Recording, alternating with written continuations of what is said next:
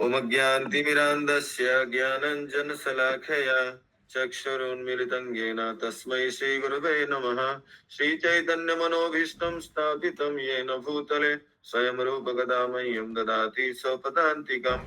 वन्देऽहं श्रीगुरु श्रीयुतपदकमलं श्रीगुरुन् वैष्णवांश्च श्रीरूपं साग्रजातं सहगण रघुनाथान्वितं तं सजीवं साद्वैतं सावधूतं परिजनसहितं कृष्णचैतन्यदेवं श्री राधा कृष्ण पादान् सहगण ललिता श्री विशाखानुतांश्च। हे कृष्ण करुणा सिंधु दीनबंधु जगतपते गोपेश गोपिका कांत श्री राधा कांत नमस्तुते। तप्त कांचन गौरांगी श्री राधे वृंदावनेश्वरी वृषभानुसुते देवी प्रणमामि हरिप्रिये। वाञ्छाकल्पतरुर्भ्यश्च कृपा सिन्धुभ्यैव च पतितानां पावनेभ्यो वैष्णवेभ्यो नमो नमः। जय श्री कृष्ण चैतन्य प्रभु नित्यानंद श्री अद्वैत गदाधर श्रीवासादि गौर भक्त वृंद। हरे कृष्ण कृष्ण कृष्ण हरे हरे हरे राम राम राम हरे हरे। हरे कृष्ण कृष्ण कृष्ण हरे हरे हरे राम राम राम हरे हरे। हरे कृष्ण कृष्ण कृष्ण हरे हरे हरे राम राम राम हरे हरे। गुरुवे गौरचंद्राय राधिके तदालय कृष्णाय कृष्ण भक्ताय तद्भक्ताय नमो नमः। हरे कृष्णा प्रभु सादर हरे प्रणाम। कृष्णा सभी को सादर प्रणाम। हरे कृष्णा प्रभु जी हरे सादर कृष्णा प्रणाम। प्रभु सादर प्रणाम। सभी को दंडवत प्रणाम। हरे कृष्णा प्रभु सादर प्रणाम। हरे कृष्ण।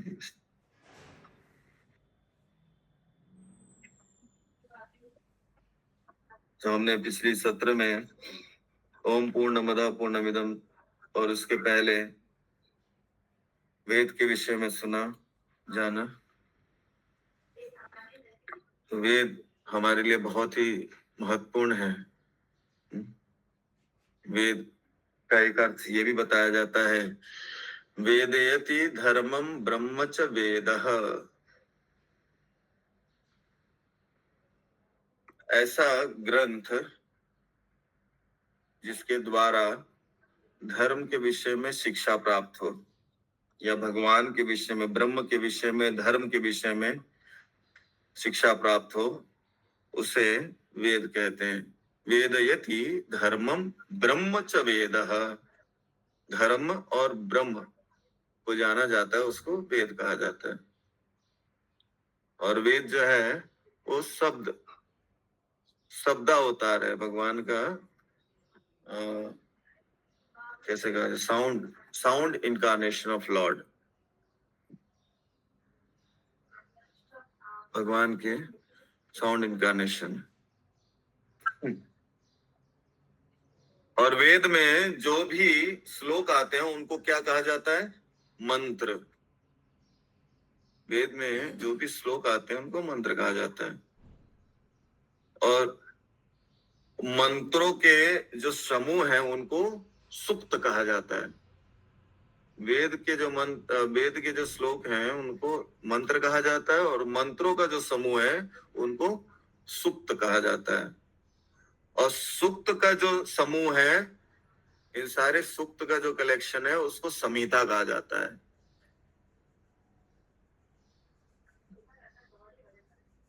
जो ब्राह्मण लोग जो वेद को पढ़ते हैं, इस सुक्त का जो समूह है उनको संहिता कहा जाता है। याज्ञिक कर्मों में ज्यादातर जैसे अनुष्ठानों में उपयोग में आते हैं मंत्र। फिर आरण्यक है, बहुत अलग अलग चीजें हैं वेदों में। तो वेद का अर्थ बताया। वेद जो है वो संस्कृत में धातु होते हैं, शब्दों के धातु कहे जाते हैं, शब्दों के। तो इसे वित्त धातु से, वेद जो है वित्त धातु से बनता है। वित्त मतलब साउंड, वर्बल, बोला जाता है, उस धातु से बनता है। इसके लिए वेद कहा जाता है, वित्त धातु।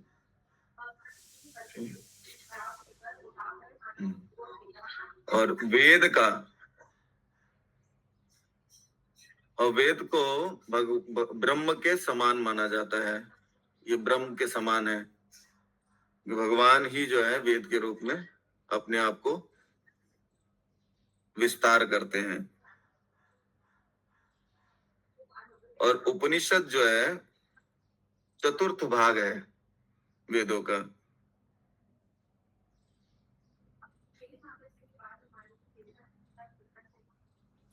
उपनिषद के विषय में भी हम लोग ने चर्चा किया कि उपनिषद किसको कहा जाता है।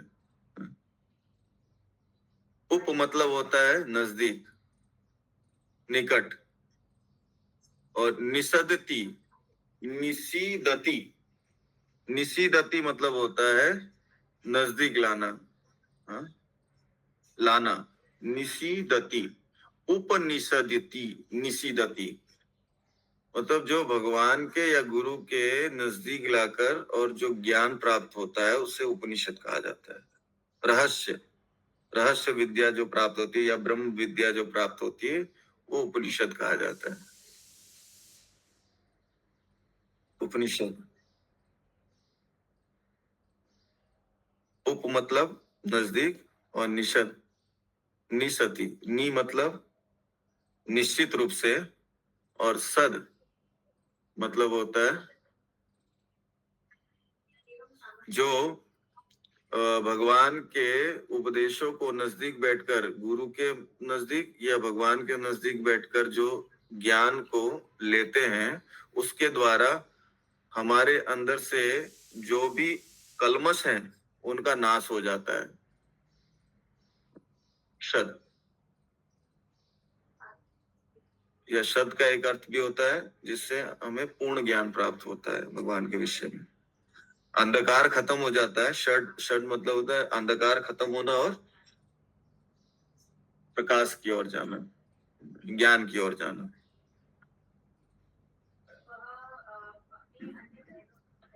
जीवस्य स्वरूप।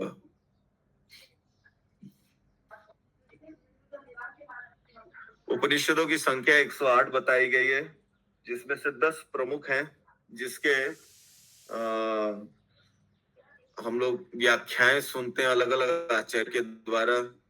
शंकराचार्य, मध्वाचार्य, रामानुजाचार्य, ऐसे अलग अलग आचार्यों के द्वारा टीकाएं दी गई। उनमें से 10 की जो है टीकाएं ज्यादातर हमको प्राप्त होती हैं, बाकियों की टीका नहीं मिलती है। श्लोक मिलता है लेकिन टीकाएं नहीं ज्यादा प्राप्त होती है। तो 10 जो है उसमें से बताया जाता है ईस, केन, कथ, प्रश्न, मुंड, मांडुक्य, तितिरिह, ऐत्रेयम च, छांदोग्यम, बृहदारण्यकम तथा। ये 10 उपनिषद जो हैं जिनके विषय में बताया जाता है, जैसे ईश उपनिषद, केन उपनिषद, कथ उपनिषद, मुंडक उपनिषद, मांडुक्य।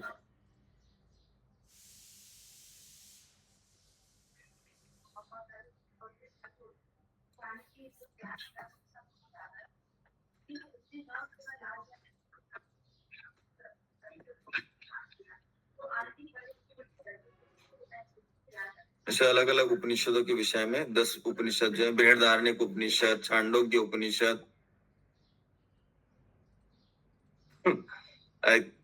ऐत्रेय उपनिषद, बृहदारण्यक उपनिषद, जिसको प्रभुपाद महाराज ईश उपनिषद को बहुत महत्व देते हैं क्योंकि इसके अंदर भगवान के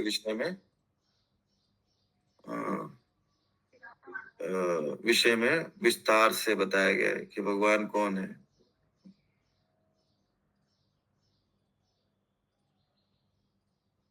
ठीक है, आज का श्लोक हम लोग लेंगे।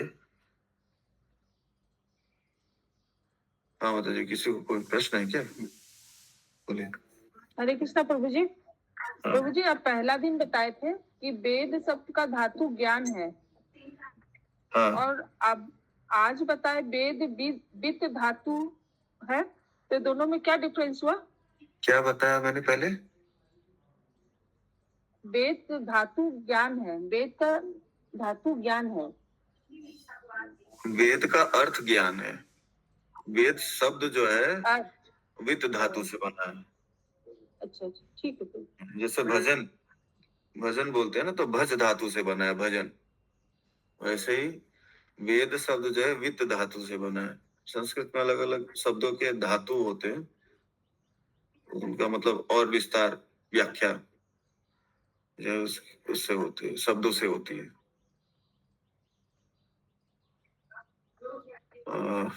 ठीक है। पूर्णमदा पूर्णमिदम हम लोग ने सुना, उसके अंदर कैसे भगवान जो है पूर्ण है और उनसे निकली हुई वस्तुएं जो है वो भी अपने में पूर्ण है। उसमें हमने दो विषय के ऊपर जाना, प्रकृति के विषय में और जीव के विषय में, कैसे वे पूर्ण है ना। उसमें एग्जाम्पल्स भी बहुत सारे हुए, जिसमें पृथ्वी के विषय में है, 24 तत्वों के विषय में है। तो सब कुछ यहाँ पे है, कुछ अलग से लाने की आवश्यकता नहीं है, भगवान ने प्रकृति में सब कुछ दे दिया है। ठीक है। फिर दूसरा, जीव अपने में पूर्ण कैसे है, जब तक वो भगवान से जुड़ा रहेगा तब तक वो पूर्ण कहा जाएगा, नहीं तो अपूर्ण है। जैसे शरीर के अंग के विषय में चर्चा हुई थी, प्रभुपाद महाराज बताते हैं एग्जाम्पल में। तो भगवान, सबसे मूल विषय यह है कि भगवान से जुड़े रहना बहुत जरूरी है। अगर भगवान से हम जुड़े नहीं हैं तो हम इस काल चक्र में लग जाएंगे। जो काल चक्र बताया गया है, प्रकृति का काल चक्र और जीव का जो काल चक्र है, उसमें हम फंस जाएंगे। इसके लिए हमको भगवान से जुड़े रहना है ताकि इन चक्र में नहीं पड़े। और जो भी वस्तुएं हैं वो भगवान की है। तो भगवान की कैसे है सारी वस्तुएं, यहाँ के जो मालिक है वो कौन है, स्वामी कौन है, इस आज के श्लोक में हम देखेंगे। पहला श्लोक ईशावास्यम इदम सर्वम, दूसरा श्लोक कुर्वन्नेव कर्माणि, और तीसरा श्लोक इसमें बताते हैं ईशावास्य जो है, ईशावास्य, ईश मतलब होता है भगवान, वास्य, वास्य किसको कहा जाता है, घर या जगह, आवास, आवास बोलते हैं ना, जैसे ईश आवास, जिनके द्वारा नियंत्रित है। भगवान के द्वारा ये सारी प्रकृति जो है, जो भी उन्होंने उत्पन्न की है, वो सब भगवान के द्वारा नियंत्रित है। वो नियंत्रण में नहीं रहते हैं, वो स्वतंत्र हैं। उनके अंडर में बाकी सब आते हैं, सभी नियंत्रित होते हैं। तो यहाँ पे ईशावास का अर्थ ये होता है प्रोप्राइटर है भगवान। हम लोग जो है यहाँ पे सिर्फ केयर टेकर हैं, न कि प्रोप्राइटर।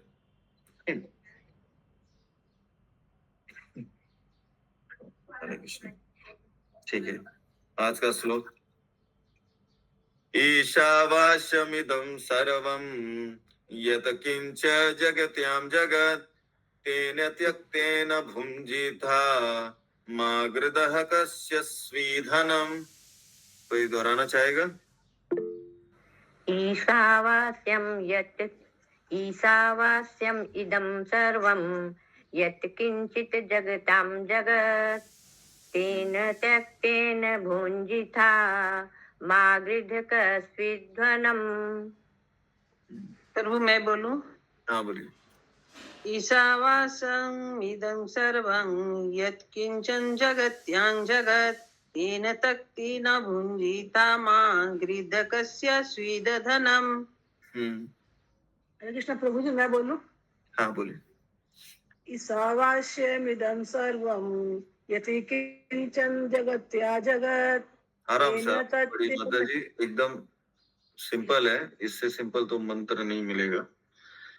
ईशावास्य, हाँ, ईशावास्यमिदं सर्वं यत् किंचन ईशावास्यम जगत्। बोलना है, उसके बाद इदम होता है ना। आप हम लोग श्लोक पढ़ते हैं तो श्लोक के साथ साथ में यहाँ अर्थ दिया हुआ है, इस अर्थ को पकड़ना है। ईश आवास्यम एक शब्द हो गया, फिर इदम आता है। ईशावास्यम इदम सर्वम यत् किंच जगत्याम जगत् तेन त्यक्तेन भुंजिता मा कस्य कस्य स्वीधनम्। स्वीधनम एक संग पढ़ना, कस्य स्वीधनम, हाँ, कस्य स्वीधनम। ठीक कस्य है, स्वीधनम। और कोई दोहराना चाहे? ठीक, मैं एक बार बता देता हूँ कैसे पढ़ना है इसको। ईशावास्यम इदम सर्वम यत किंच जगत्याम जगत तेन त्यक्तेन भुंजीथा मा गृदः कस्य स्वीधनम। ठीक है, हरे कृष्णा। हाँ प्रभु जी दोहराइए। ईशा अवश्यम इदम सर्वम यत्किंच जगत। नहीं, फिर से प्रभु जी दोहराइए वापस से। ईशा वास्यम इदम, ईशा वास्यम सर्वम यत्किंच यत्किंच जगतम जगत तेन तत्तेन भुंजीथा मा गृधः कस्य स्वीधनम। हाँ, और कोई? सबको बोलना चाहिए एक्चुअली, समय भले ही कम है। बोलिए। हाँ माता जी बोलिए। इंद्रावती माता जी। हरे कृष्ण। हरे कृष्ण। ईशावास इदं सर्वं यत्किंच जगत्यां जगत् तेन तत्तेन भुंजीथा मा गृधकस्य स्वीधनम।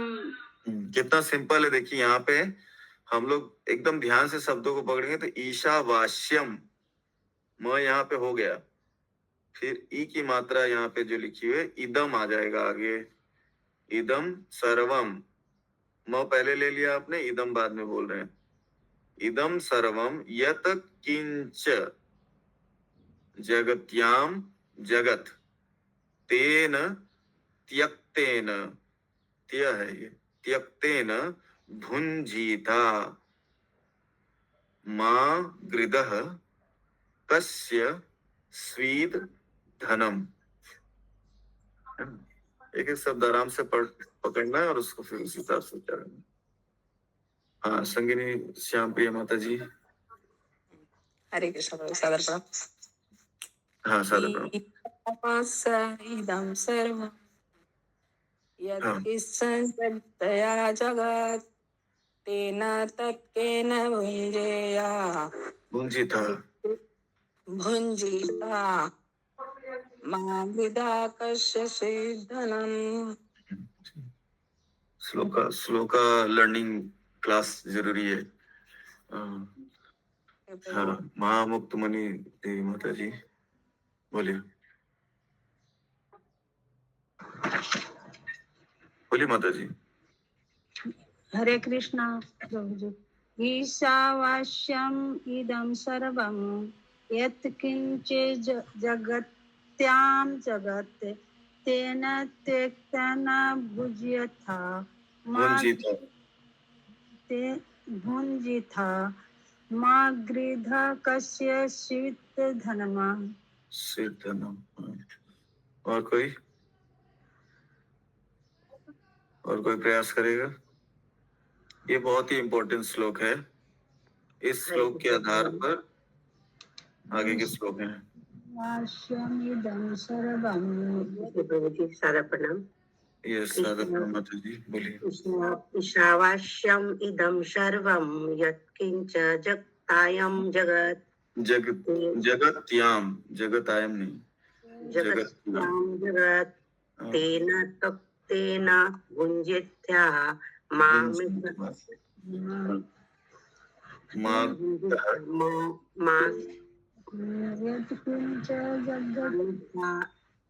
जगत् माता जी म्यूट कीजिए, महामुक्त मणि माता जी आप म्यूट कीजिए।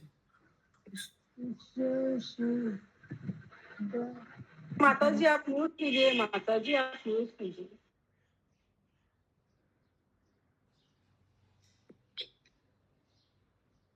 सबको म्यूट कर दिया गया। हरे कृष्णा। हाँ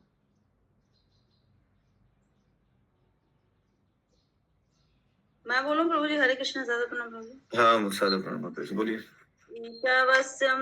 ईशावस्य इदं सर्वं यत्किंच जगत्यां जगत् तेन तत्केन भुञ्जीथा मा गृधः कस्य स्वीधनम। हरे कृष्णा प्रभु जी मैं बोलूं? जी बोलिए। ईशावास्यम् इदं सर्वं यत्किञ्च जगतां जगत् तेन तेन भुञ्जिता त्यक्तेन, मागृथ कस्य त्यक्तेन। सिद्ध आराम से, फास्ट नहीं भागना है, आराम से पढ़िए। तेन तेन तेन तत्रेन भुञ्जिता त्यक्तेन, त्यक्तेन। तत्रेन। ओके आज का क्लास लग रहा है ट्रेडिंग में जाएगा इस लोग के। तेन तेन भुञ्जिता मागृथ कस्य सिद्धनम्। यस, हाँ ठीक, बढ़िया। यस माता प्रभु जी, जी बोलिए। ईश आवश्यम इदं सर्वं यत् किंच नहीं, गड़बड़, जगत् शुरुआत से ही गड़बड़ कर दिया माता जी। ईशावास्यम इदम, ईशावास्यम इदं ईशावास्यम इदं सर्वं यत् किंच जगत्यां जगत् तेन त्यक्तेन भुजिता मागृभकास्य स्वीदधनम्। ठीक है। हाँ माता जी, कुछ माता जी बोलिए। ईशावास्यम् इदं सर्वं यत्किञ्चं जगत्यां जगत् तेन तत्त्वेन भुञ्जिता मां गृहत् कस्य शिवधनम्। माँ गृदः कश्य स्वीदनम। देखिए, इस शब्दों का अर्थ है इसमें सबका। संस्कृत में एक शब्द में एक मात्रा भी यहाँ वहाँ होती है तो फिर शब्द का अर्थ बदल जाता है। इंद्र को मारने वाला इंद्र का मित्र हो जाता है ना। सुना है कथा आप लोग? पढ़े तो प्रभु कुछ दिन पहले ये आया था, इंद्र को मारने वाला ही मित्र हो जाता है। कुछ दिन पहले ही प्रभु जी शायद क्लास में करवाए। तो ईशावास्यम इदम सर्वम यत किंच जगत्याम जगत तेन त्यक्तेन भुंजिता माँ गृदः कस्य स्वीदनम। ईश का अर्थ क्या होता है? भगवान, कंट्रोलर, नियंता या नियंत्रक। आवास्यम, नियंत्रित। ये पूरा जगत जो है भगवान के द्वारा नियंत्रित है। सभी लोग नियंत्रित है भगवान के द्वारा। इदम, यह, सर्वम, समस्त, यत किंच, जो भी इस ब्रह्मांड में हम देख रहे हैं, ये सब किसके द्वारा नियंत्रित है? भगवान के द्वारा। जगत्याम, ब्रह्मांड के भीतर। जगत, जड़ चेतन, सब कुछ भगवान के द्वारा नियंत्रित है। तो ये नहीं कह सकता कि मैं नियंत्रित नहीं हूं, मैं स्वतंत्र हूं, ऐसा नहीं है। यत किंच, जो भी, तेन, उनके द्वारा, त्यक्तेन, पृथक रखा गया, भाग। पहले भगवान, यहाँ पे बताया गया कि भगवान के द्वारा सब कुछ नियंत्रित है। उसके बाद बताया गया जो आपके भाग्य में दिया हुआ है, जो आपके भाग का है, सिर्फ उसको भोगने का। कहा जाता है कि इस प्रकृति में भगवान ने सब कुछ दिया हुआ है। हम भगवान के अंश हैं, भगवान के बच्चे हैं। तो पिता का जो है साम्राज्य, बेटे भोगते हैं, बच्चे भोगते हैं उनके, है ना। पिता सब कुछ बनाता है, धन दौलत इत्यादि सब कुछ बनाता है, उसको भोगता कौन है? पिता भोगते हैं क्या? पिता तो भोगते ही हैं, तो भोक्ताराम है सबसे। लेकिन उसका लाभ कौन उठाता है? बच्चे लोग उठाते हैं। तो भोगना चाहिए, लेकिन क्या भोगना चाहिए? जो आपके हक में है, दूसरे का हक मार के नहीं, अपने हक का ही खाली। जो कोटा दिया हुआ है, रिजर्वेशन कोटा दिया हुआ है, उतना ही भोगने का आपको परमिशन है, अधिकार है। पृथक रखा गया भाग, भुंजिता, तुम्हें स्वीकार करना चाहिए। माँ, नहीं, गृदः, प्राप्त करने का प्रयास, कस्य स्विद, अन्य किसी की धनम, संपत्ति को। तो दूसरे की संपत्ति को नहीं भोगना चाहिए। जितना हमारे लिए नियुक्त किया गया है, बस उतना ही हमें उसका भोग करना चाहिए। और भोग भी कैसे करना चाहिए? भगवान को अर्पित करके, नहीं तो कर्म बंधन में फंसना पड़ता है। धन्यवाद। हरे इस कृष्ण। ब्रह्मांड के भीतर की प्रत्येक जड़ अथवा चेतन वस्तु भगवान द्वारा नियंत्रित है। और उन्हीं की संपत्ति है। अतएव मनुष्य को चाहिए कि अपने लिए केवल उन्हीं वस्तुओं को स्वीकार करे जो उसके लिए आवश्यक है और जो उसके भाग के रूप में नियत कर दी गई है। मनुष्य को यह भली भांति जानते हुए कि अन्य वस्तुएं किसकी हैं, उन्हें स्वीकार नहीं करना चाहिए। अब मेरी नहीं है तो मैं क्यों स्वीकार करूं, है ना? ये भावना होनी चाहिए। ऐसा नहीं कि सब कुछ ले ले, दूसरे का भी हक ले ले, है ना? तो ये ईशावास्य नहीं कहा जाएगा। ईशावास्य मतलब भगवान की सारी संपत्ति है, हम भगवान के द्वारा नियंत्रित हैं, है ना? भगवान नियंत्रक हैं, हमको उनके अधीन रह के कार्य करना चाहिए, न कि अपने आप को झूठा स्वामी बताना चाहिए कि हम ही सब कुछ हैं, सब हमारे द्वारा निर्मित है। ऐसा नहीं है, आगे बताएंगे तात्पर्य में। अपने पैराग्राफ सारे मार्किंग कर लीजिए, कितने पैराग्राफ हैं इस श्लोक में। और जैसा कि 3 श्लोक का मैंने कहा पहले कि ईशावास्य श्लोक, उसके बाद दूसरा, तीसरा। ईशावास्य जो विधि है, अगर कोई व्यक्ति पालन करता है तो वो दीर्घ काल तक जी सकता है, लंबे समय तक। और जो नहीं पालन करता है ईशावास्य को, वो अंधकार में जाता है, अंधकार नारकी योनि में जाता है, जो तीसरा श्लोक है। तो पहले तो ईशावास्य क्या है उसको समझना है, और ईशावास्य जो प्रोसेस है उसको अगर जो नहीं फॉलो करता है, जो फॉलो करता है उसका क्या गति है, जो नहीं फॉलो करता उसकी क्या गति है, वो तीसरे श्लोक में। ये 3 श्लोक एक दूसरे से कनेक्टेड है, जुड़ा हुआ है तीनों भी श्लोक।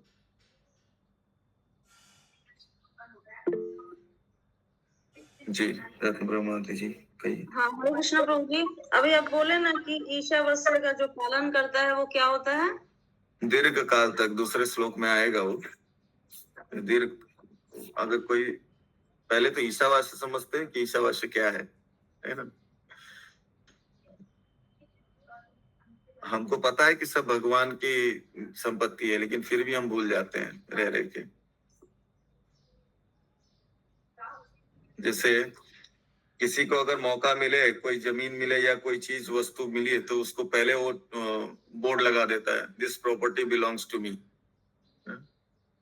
प्रोप्राइटरशिप डाल देता है। अगर कोई दूसरा इसके ऊपर कुछ बनाता है या कुछ करता है तो उसको कानूनी कार्रवाई की जाएगी। सब बोर्ड लगाते हैं ना सब जगह। जैसे अमेरिकन लोग चांद पे पहुंचे नहीं पहुंचे पता नहीं, लेकिन पहुंचे तो वहां पे झंडा गाड़ दिया कि ये प्रॉपर्टी हमारी है। तो ऐसी भावना हमारे में होती है, जीवों में होती है कि कोई भी संपत्ति, कोई भी जगह होगा तो उसको अपना बना लेते हैं तुरंत। कोई भी चीज होगी तो उसको अपना बना लेते हैं तुरंत कि ये हमारी प्रॉपर्टी है। कहाँ से लाए प्रॉपर्टी भैया? तो भगवान की दी हुई प्रॉपर्टी है, उसमें से ही सब कुछ ले रहे हो और बना रहे हो। जैसे उदाहरण के तौर पे अगर लिया जाए, अगर आपके घर में कोई कारपेंटर को बुलाया, आपने उसको सोफा या कुछ बनाने के लिए दिया, हा? आपने सारी वस्तुएं दी उसको, प्लाई दिया, सनमाइका दिया, फेविकोल दिया, इत्यादि सब वस्तुएं दी उसको बनाने के लिए। वो खूब मेहनत करके बनाता है। बनाने के बाद में वो जाते समय वो कहता है कि ये बहुत सुंदर बन गया, अब मैं इसे लेके जा रहा हूं। तो आप क्या कहेंगे? भाई तुम्हारा कैसे हुआ, तुम कैसे लेके जाओगे, है ना? ये तो हमने सारी वस्तुएं दी, तो आपकी कैसे हुई? तो इसी प्रकार हम लोग भी क्या करते हैं, भगवान का सब कुछ बनाया हुआ है, लेकिन हम क्या सोचते हैं, हम प्रोप्राइटर है, हमने बनाया। लिया कहाँ से वस्तु? सारा इस प्रकृति से ही तो लिया सारी वस्तुएं। और प्रकृति किसके द्वारा बनाई गई है? भगवान के द्वारा बनाई गई है। दैवी ऐसा गुणमय ममाया दुरत्या नहीं, कैसे? प्रकृति क्रियमाणानि गुणै कर्माणि सर्वश अहंकार विमूढ़ात्मा कर्ता हम ते।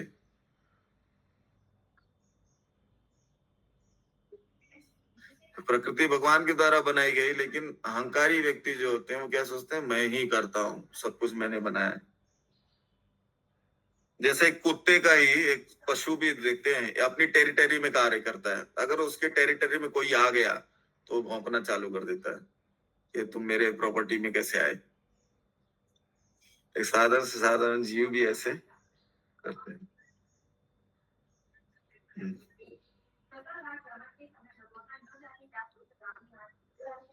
आवास, आवास का अर्थ तो होता है घर, स्वामित्व, व्याप्ति और नियंत्रण।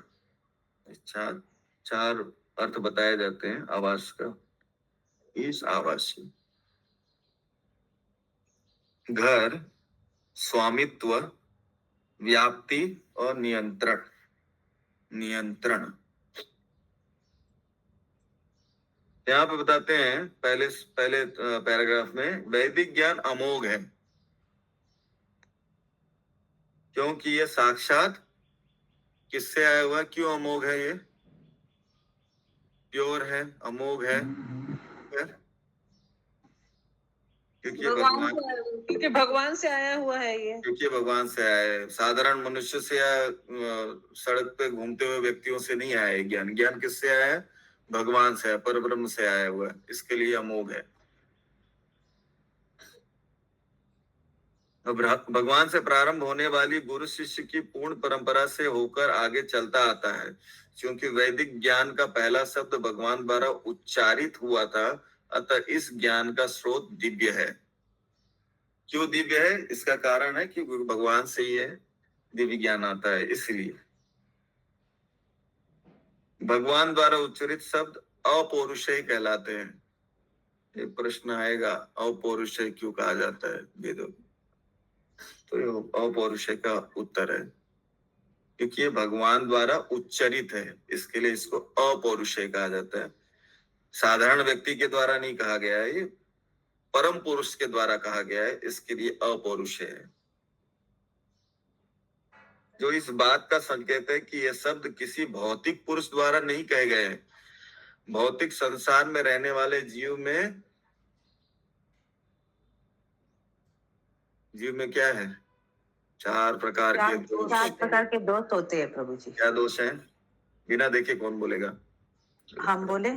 हाँ बोलिए। अपूर्ण इंद्रिया, धोखा देने की प्रवृत्ति, गलतियां करना और भ्रमित रहना। यस। एग्जाम्पल्स कोई देगा? एग्जाम्पल्स फटाफट, चारों चीज के ऊपर एग्जाम्पल। हाँ बोलिए माता जी, एक एक शब्द में एग्जाम्पल। गलतियां करने का महात्मा गांधी, और भ्रमित रहना मतलब अपने आप को शरीर मानना, धोखा देना मतलब जैसे हम लोग एक दूसरे को धोखा देते हैं, साहित्य जो लिखते हैं वो अभी कुछ बता रहे हैं, त्रुटियां करते हैं, फिर भी हम साहित्य लिखते हैं, सिद्धांत बनाते हैं। और अपूर्ण इंद्रिया, हमारी इंद्रिया जो है सीमित है।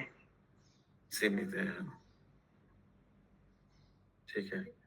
तो चार दोष है और चार दोषों के एग्जाम्पल्स भी हमको दिए गए श्रील प्रभुपाद जी के द्वारा। ठीक है। अब चार दोष हैं तो फिर हम हमारे द्वारा दिए गए जो शब्द होंगे वो अपौरुषेय नहीं होंगे। अपौरुषेय कब होंगे? जब भगवान के द्वारा भी जब वो चेंज नहीं होते, जब वो चेंज नहीं होते, कभी चेंज नहीं होते। हाँ,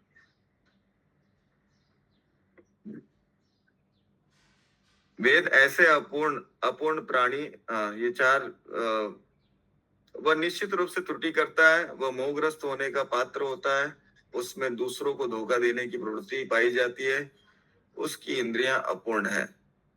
इन चार अपूर्णताओं से युक्त कोई भी मनुष्य पूर्ण ज्ञान प्रदान नहीं कर सकता। कोई कहेगा ना कि मैं जो ज्ञान दे रहा हूँ सर्वोपरि है, तो उसमें अपने मन में ही सोच लेना कि ये प्रभुपाद महाराज बता रहे हैं कि चार दोष है, तो पूर्ण कैसे हो सकता है? तो वेद ऐसे अपूर्ण प्राणी द्वारा तैयार नहीं किए गए हैं। वैदिक ज्ञान सर्वप्रथम भगवान द्वारा प्रथम सृजित जीव ब्रह्मा के हृदय में प्रदान किया गया और ब्रह्मा ने इस ज्ञान को आगे अपने पुत्रों तथा शिष्यों में प्रसारित किया, जो इस ज्ञान को अनादिकाल से हस्तांतरित करते चले आ रहे हैं। तो ब्रह्मा के हृदय में तेने ब्रह्म हृदय आदि कवये ब्रह्मा जी के हृदय में दिया। ब्रह्मा ने उन ज्ञान को नारद, असित, देवल इत्यादि सब आगे आगे बढ़ते गए। जैसे वेदव्यास जी आए तो वेदव्यास जी ने क्या किया, वेदों का व्यास किया और वेदों को पढ़ने के लिए उन्होंने अपने शिष्यों को दिया, जैमिनी, वैशंपायन। श्रीमद् भागवतम में आता है, जब व्यास करते हैं उस श्लोक में तात्पर्य प्रपात मर बताते हैं, तो आप लोग ढूंढिएगा और उसको नोट कीजिएगा, किसको किसको कौन से वेद किसको किसको दिए हैं वो सब बताया है उसमें। जी क्या मतलब होता है? हाँ जी, पौरुषे का क्या मतलब होता है? पौरुषे पौरुषेय, अपौरुषेय का अर्थ होता है जो साधारण मनुष्य के द्वारा नहीं दिया गया हो ज्ञान, उसको अपौरुषेय कहा जाता है, जिसका कभी क्या बोलते हैं, नाश नहीं होता है या खत्म नहीं होता जो ज्ञान। हरे कृष्णा प्रभु जी। भगवान द्वारा उच्चरित तो उसको अपौरुषेय कहा जाता है। हाँ जी, क्या कह रहे हरे हैं? कृष्णा प्रभु, यहाँ पे तीसरे लाइन में है, वैदिक ज्ञान का पहला शब्द भगवान द्वारा उच्चरित है, तो क्या यहाँ ओम शब्द के बारे में बोला जा रहा है? वैदिक ज्ञान, वैदिक ज्ञान का पहला शब्द भगवान द्वारा उच्चरित हुआ है, तो ये पहला शब्द क्या हुआ? वैदिक ज्ञान का पहला शब्द क्या था? अच्छा क्वेश्चन। शब्द शब्द जो भगवान ने दिया होगा ब्रह्मा जी को, वो पहला ज्ञान है। तब तब तब प्रभु जी 4 श्लोक ना, 4 श्लोक है।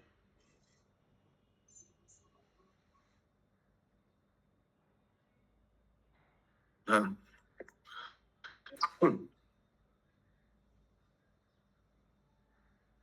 पर वो पहला शब्द तो तब ही था, तब होने के बाद फिर ब्रह्मा जी ने तपस्या किए थे ना।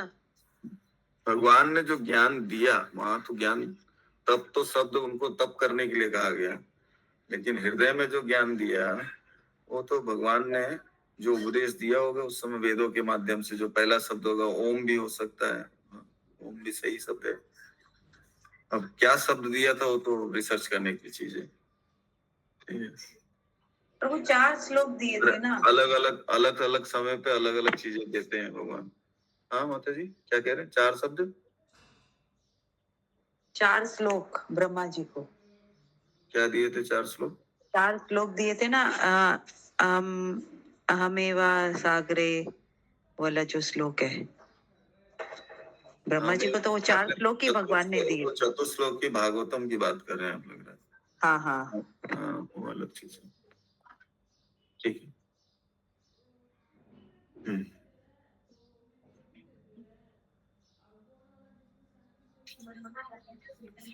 ठीक है, आगे क्या है? चूंकि भगवान ने जो भी ज्ञान दिया अलग अलग कल्पों में अलग अलग समय पे भगवान जैसे जैसा ज्ञान देते हैं, जो पहला शब्द है भगवान के द्वारा उच्चरित होता है तात्पर्य के आधार पर, कि पहला शब्द जो भी है जो भगवान ने जिस समय के हिसाब से दिया है वो ज्ञान जो है अपौरुष है, ठीक है, क्योंकि भगवान द्वारा उच्चरित है, पहला शब्द भगवान के द्वारा उच्चरित है, चाहे ओम हो, चाहे भगवान अपने अपने नामों को दें, चाहे भागवतम दें, चाहे चतुर्थ वेद दें या एक वेद दें, जो भी पहला शब्द भगवान के द्वारा उच्चरित है वो अपौरुष है, क्योंकि भगवान के द्वारा उच्चरित पहला शब्द भगवान से ही आया है, कोई साधारण मनुष्य से नहीं आया है, कहने का तात्पर्य है, ठीक है। हाँ माता जी, इंद्रानी कुंडू माता जी कुछ प्रश्न था? हरे कृष्ण जी, मैंने भी सुना था जो फास्ट जो ध्वनि था वो ओम है। ओम है, हाँ। कहीं जगह ओम आता है, तप आता है, कहीं पे ओम तो पहले ही, ओम पूर्ण ओम से ही तो शुरू होता है आपका, जैसे श्रीमद् भागवतम का पहला श्लोक शुरू होता है कैसे? जन्मा ओम जन्माद्यस्य तवन्मयात् इत्र तस्यार्थे स्वभिज्ञ स्वराट तेने ब्रह्म हृदय आदि कवये मुह्यन्ति यत् सूरय तेजो वारि मृदाम यथा विनिमयो यत्र त्रिसर्गो मृषा धामना स्वेन सदा निरस्त कुहकम सत्यम परम धीमहि। धीमहि शब्द का इसीलिए वर्णन आता है, धीमहि जो है आप इसमें गायत्री में भी धीमहि शब्द आता है, प्रणाम इत्यादि जो भी है। ओम ओम भी तो भगवान का नाम ही है, शब्द नाम। क्योंकि दूसरा, तो पहले पहले श्लोक में हमने जाना, पहले पैराग्राफ में अपौरुषेय के विषय, वेद के विषय में बताए। अब दूसरे पैराग्राफ में भगवान पूर्ण कैसे हैं। चूंकि भगवान पूर्णम, सब प्रकार से पूर्ण है, अतः उन पर भौतिक प्रकृति के नियम लागू होने की कोई संभावना नहीं है। वो गुणातीत हैं और इस प्रकृति के नियमों से परे हैं। उन पर इन प्रकृति का नियम नहीं चलता, क्योंकि नियम उनके नियंत्रण में रहते हैं। लेकिन जीव तथा जड़ पदार्थ दोनों प्रकृति के नियमों द्वारा और अंततः भगवान की शक्ति द्वारा नियंत्रित होते हैं। ये ईशोपनिषद किसका अंश है? यजुर्वेद का अंश है। फलस्वरूप इसमें इस ब्रह्मांड में स्थित समस्त वस्तुओं के स्वामित्व के विषय में जानकारी मिलती है। इसमें क्या मिलेगा ईशोपनिषद में हमें? इस ब्रह्मांड में स्थित समस्त वस्तुओं के स्वामी कौन है? भगवान कृष्ण। भगवान में जानकारी मिलेगी ईशोपनिषद में, कैसे भगवान स्वामी है। इस ब्रह्मांड के भीतर की प्रत्येक वस्तु पर भगवान के स्वामित्व की पुष्टि भगवद गीता के 7वें अध्याय में की गई है, जिसमें अपरिमितस्त्वन्याम प्रकृतिम विद्धि में पराम जीवभूताम महाबाहो येदम धारयते जगत, है ना। चौथा और पांचवा श्लोक जो है उसमें बताया जाता है कि भगवान कैसे स्वामी है, इस प्रकृति के स्वामी कैसे हैं। अपरा प्रकृति, परा प्रकृति, इसके विषय में बताया गया है। प्रकृति के सब तत्व, पृथ्वी, जल, अग्नि, वायु, आकाश, मन, बुद्धि तथा अहंकार भगवान की अपरा अर्थात भौतिक शक्ति, अपरे मितस्त्वन्याम प्रकृतिम विद्धि में पराम, यह अपरा प्रकृति के द्वारा है, से संबंधित है। जबकि जीव अर्थात चेतन शक्ति जो है वो क्या है? भगवान की उच्चतर शक्ति, जिसको कहा जाता है पराशक्ति। जीव जो है पराशक्ति है। ये दोनों ही प्रकृतियां या शक्तियां भगवान से उद्भूत है। भगवान से 3 शक्तियां होती, कौन कौन सी?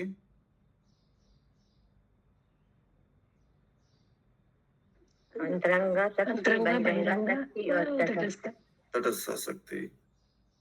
बहिरंगा पराशक्ति, अपराशक्ति, और तटस्थ शक्ति अपराशक्ति। ये दोनों ही प्रकृतियां या शक्तियां भगवान से उद्भूत है और अंततोगत्वा जो कुछ भी विद्यमान है उस सब के नियंता भगवान ही है। ब्रह्मांड में ऐसी कोई वस्तु नहीं जो परा या अपरा प्रकृति के अंतर्गत न हो। इसलिए प्रत्येक वस्तु उन परम पुरुष की संपत्ति है। कोई कहेगा एक बार श्री प्रभुपाद जी से बोलते ना, भगवान इतने सुंदर है तो प्रकृति इतनी ऐसी कैसी है, प्रकृति सुंदर क्यों नहीं है? कई लोग ऐसा प्रश्न करते हैं। तो श्री प्रभुपाद जी से एक रिपोर्टर ने पूछा कि आप कहते हैं भगवान बहुत सुंदर है, भगवान की प्रकृति है, तो भगवान से निकली हुई प्रकृति जो है वो इतनी हॉरिबल क्यों है? तो प्रभुपाद महाराज के तुरंत जवाब देते हैं, वो तुरंत जवाब, हाजिर जवाब ही है। तो जवाब देते हैं, आप तो इतने सुंदर हो लेकिन आपका जो बाई प्रोडक्ट है वो सुंदर नहीं है। स्टूल जो है वो सुंदर नहीं है। वो बेचारी सोच में पड़ गई कि ऐसा कैसा जवाब दिए।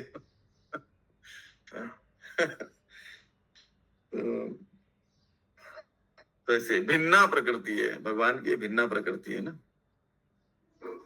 भिन्ना प्रकृति राष्ट्रधा। तो परम पुरुष अर्थात भगवान एक पूर्ण पुरुष है।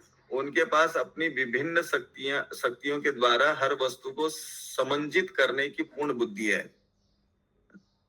परम पुरुष की तुलना बहुधा अग्नि से की जाती है। ये विष्णु पुराण का श्लोक आता है। विष्णु पुराण के श्लोक में बताया जाता है, चैतन्य चरितामृत के 7वें अध्याय के, आदि लीला के 7वें अध्याय के 119वें प्यार में आप देखेंगे इस श्लोक के विषय में बताया जाता है। चैतन्य चरितामृत आदि लीला 7वां अध्याय 119वां प्यार श्लोक। इसमें ये अग्नि भगवान को भगवान की तुलना की जाती है किससे? अग्नि से की जाती है, परम पुरुष की तुलना। प्रत्येक जड़ तथा चेतन वस्तु की तुलना अग्नि के ताप तथा प्रकाश से की जाती है। अग्नि जिस प्रकार ताप तथा प्रकाश के रूप में अपनी शक्ति का वितरण करती है, उसी प्रकार भगवान भी विभिन्न प्रकारों से अपनी शक्ति का प्रदर्शन करते हैं। ठीक है। इस प्रकार वे परम नियंता, सभी के पालक तथा आदेशक हैं। वे सभी शक्तियों के स्वामी, प्रत्येक वस्तु के परम ज्ञाता तथा हर एक को लाभ देने वाले हैं। वे अचिंत्य ऐश्वर्य, अब यहाँ पे आता है, यहाँ भी विष्णु पुराण का श्लोक है, ऐश्वर्यस्य समग्रस्य वीर्यस्य यशस्श्रिय ज्ञान वैराग्यस्य सन्नाम भागम इति गणा। तो इसमें भी भगवान के जो 6 ऐश्वर्य हैं, 6 ऐश्वर्य जो है भगवान में परिपूर्ण में है, 100% है। और जीवों में जो मात्रा की कमी होती है। कोई शक्तिशाली होता है तो सुंदर नहीं होता है, सुंदर होता है तो धनवान नहीं होता है, धनवान होता है तो ज्ञानी नहीं होता है, ज्ञानी होता है तो बल नहीं होता है ना। सारी चीजें 6 की 6 एक साथ में नहीं होती पूर्ण रूप से। अतः मनुष्य को, अब यहाँ पे आगे के 5वें इसमें पैराग्राफ में अब हम लोग को जो कोटा दिया गया, ठीक है, ये तो समझ लिया भगवान सभी चीज के स्वामी हैं। ठीक है, समझ में आ गया ना, भगवान सभी चीज के स्वामी हैं। कंफर्म कि अभी कंफर्म नहीं है किसी को तो कृपया हाथ उठाइए कि भगवान सब चीज के स्वामी नहीं है। देखिए, ये फिलॉसफी अगर समझ में आ गई कि भगवान सभी चीज के स्वामी हैं, तो फिर हम लोग को चिंता करने की आवश्यकता नहीं पड़ेगी। तो भगवान जो चाहेंगे वही होगा, हमारे करने से तो कुछ नहीं होना है। हरे कृष्णा प्रभु जी। हाँ, प्रभु सेकंड पैराग्राफ में तो ये है, अंततः भगवान की शक्ति द्वारा नियंत्रित होते हैं, इसका क्या मतलब हुआ? कहाँ पे क्या लिखा हुआ है? पूरा लिखा है। जीव तथा जड़ पदार्थ दोनों प्रकृति के नियमों द्वारा और अंततः भगवान की शक्ति द्वारा नियंत्रित होते हैं। हाँ, तो भगवान की शक्ति द्वारा ही तो नियंत्रित है ना, जीव और जड़ पदार्थ।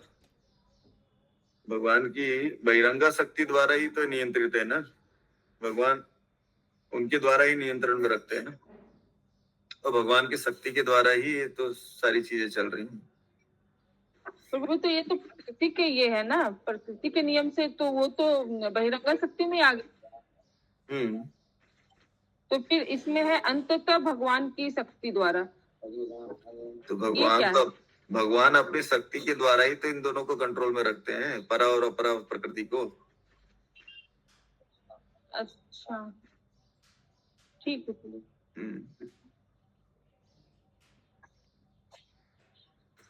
हाँ,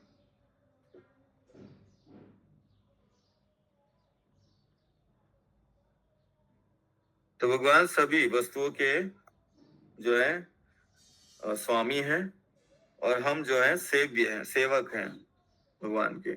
अतः मनुष्य को इतना बुद्धिमान तो होना चाहिए। यहाँ पे अब रिजर्वेशन के विषय में बताया जा रहा है कि हमारे कोटे में जो है उन्हीं चीज को खाना चाहिए। जैसे दूसरे लोग, दूसरे जो जीव हैं, उनको जो नियम दिया गया उस नियम के अनुसार ही चलते हैं, वो विपरीत नियम में नहीं जाते हैं। कल हम लोग सुन रहे थे ना, अगर हमारे सामने मनुष्य समाज में अगर चावल की या गेहूं की बोरी रख दी जाए तो अपने लिए जितना है उतना लेगा और बाकी सब उठा के ले जाएगा, रिजर्वेशन है ना, दूसरे का हक्का भी ले जाएगा। तो वैसे ही यहाँ पे बताया जाएगा इस पैराग्राफ में, ये 2 पैराग्राफ में, 5 और 6 पैराग्राफ में। प्रभु, लेकिन पक्षी जो आएगा वो जितना खाने सकेगा उतना खाएगा, मुड़ के चला जाता उतना ही लेके जाता। मनुष्य आएगा तो हर जीव वैसे ही करते हैं, अपने कोटे वाला ही खाते हैं मनुष्य, लेकिन अपने कोटे का नहीं, अपने कोटे का तो खाएगा, दूसरे का भी लेके जाएगा। तभी अभाव होता है, और अभाव होता है तो बाद में युद्ध होता है। 7वें पैराग्राफ में युद्ध के विषय बताया जाएगा कैसे युद्ध होता है। तो अतएव मनुष्य को इतना बुद्धिमान तो होना चाहिए कि वह यह जान ले कि भगवान के अतिरिक्त अन्य कोई किसी वस्तु का स्वामी नहीं है। क्लियर है, ये प्रकृति भगवान की है, हम लोग सिर्फ केयर टेकर हैं।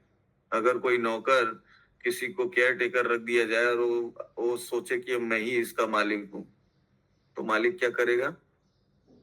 उसे गेट आउट कर देगा या तो कष्टपूर्ण उसकी स्थिति होगी बाद में। अतः मनुष्य को इतना बुद्धिमान तो होना चाहिए कि वह ये जान ले कि भगवान के अतिरिक्त अन्य कोई किसी वस्तु का स्वामी नहीं है। मनुष्य को केवल वे ही वस्तुएं स्वीकार करनी चाहिए जो भगवान ने उसके लिए नियत कर दी है। उदाहरण के लिए प्रभुपाद महाराज कहते हैं जैसे गाय जो है दूध देती है लेकिन अपना दूध पीती नहीं है। एक उदाहरण, पहला उदाहरण, ठीक है। किंतु वह उस दूध को पीती नहीं, वह घास तथा भूसा खाती है और उसका दूध मनुष्यों का भोजन कहलाता है। ऐसी ही व्यवस्था भगवान की। अतः हमें उन्हीं वस्तुओं से संतुष्ट रहना चाहिए जिन्हें उन्होंने हमारे लिए नियत कर दिया है, और हमें सदैव स्मरण रखना चाहिए कि हमारे पास जो वस्तुएं हैं वे वास्तव में किसकी हैं। हमारे लिए जो नियत है वो चीज हमको दे दिया है। इसका क्या अर्थ हुआ?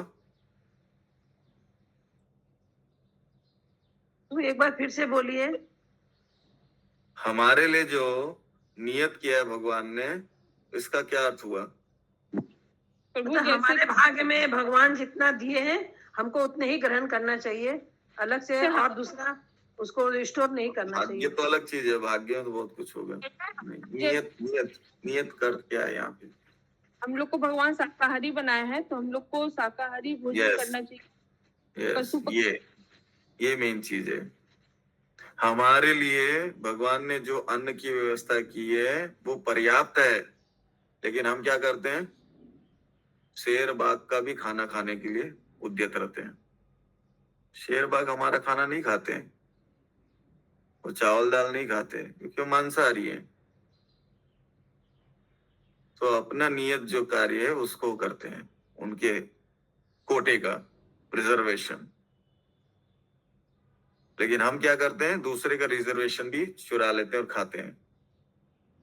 तो इस वजह से प्रकृति के नियम में हम फंसते हैं, प्रकृति का लॉज ऑफ नेचर को तोड़ते हैं, जिसकी वजह से हमें कर्म बंधन लगता है और कर्म बंधन की वजह से हमारा ये चक्र चालू होता है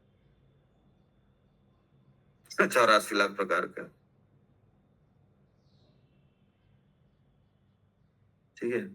कोई कहेगा कि भगवान ने तो कहा है सारी प्रकृति हमारी उनके द्वारा निर्मित और इसका भोग करो। ईशावास्यम इदम सर्वम यत् किंच जगत्याम जगत तेन त्यक्तेन भुंजिता। भुंजिता करने के लिए बोल रहे हैं, भोगने के लिए बोल रहे हैं भगवान। जैसे श्री प्रभुपाद जी का उदाहरण आता है कि हरे कृष्णा कृष्णा कृष्णा हरे हरे। और वो म्यूट हो गए आप, तो वो म्यूट हो गए आप। हरे कृष्णा। जैसे प्रभुपाद महाराज का एक उदाहरण आता है, लंदन में एक भक्त थे, बगल में कोई बंगलो था, वहां पे वो फूल, उनके बागीचे में फूल, बहुत सुंदर सुंदर फूल थे। तो वो फूल को रोज चुरा चुरा के लेके जाते, तो लंडनेश्वर, भगवान लंडनेश्वर, राधा लंडनेश्वर को वो चढ़ाते थे, अर्पित करते थे।